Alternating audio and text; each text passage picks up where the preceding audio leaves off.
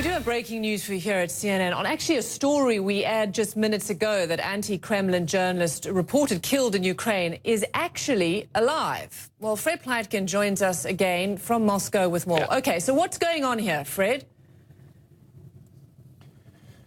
Yeah, I mean, it seems like a crazy turn of events. It seems as though all of this was part of an operation by the Ukrainian intelligence service, the SBU. In fact, there was a press conference that was going on or is still going on in Kiev right now, where Arkady Babchenko actually turned up at this press conference, which seems to have been with the head of the SBU, saying that, in fact, he was alive. And the head of the SBU, Critic, he put out a statement on the official SBU Facebook page saying, "I could have expressed condolences to Arkady Babchenko's family, but I will not do it. On the contrary, today I congratulate Arkady on the 3rd birthday and invite him to this hall," obviously indicating that he was there. There's some media who are reporting that maybe the Ukrainian security service did this to try and foil some sort of plot that they believed might have been in the works against Arkady Babchenko. But it turns out that the information that pretty much all Ukrainian officials were putting out throughout the entire part of the day was just false, and that he was not dead, that he was in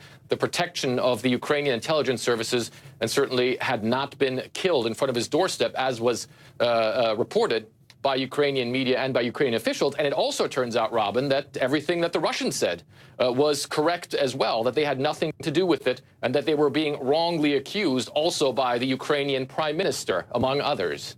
So, and just for our viewers, these are live pictures here. This is the press conference that's taking place now. He's hidden, I think his face is hidden behind these people, but yeah, he turned up alive at this press conference. It's going on now. It's puzzling. There are a lot of questions around this. I mean, but weren't we reporting that there were eyewitnesses? And again, I mean, the question, I know you've tried to explain it, but why do this?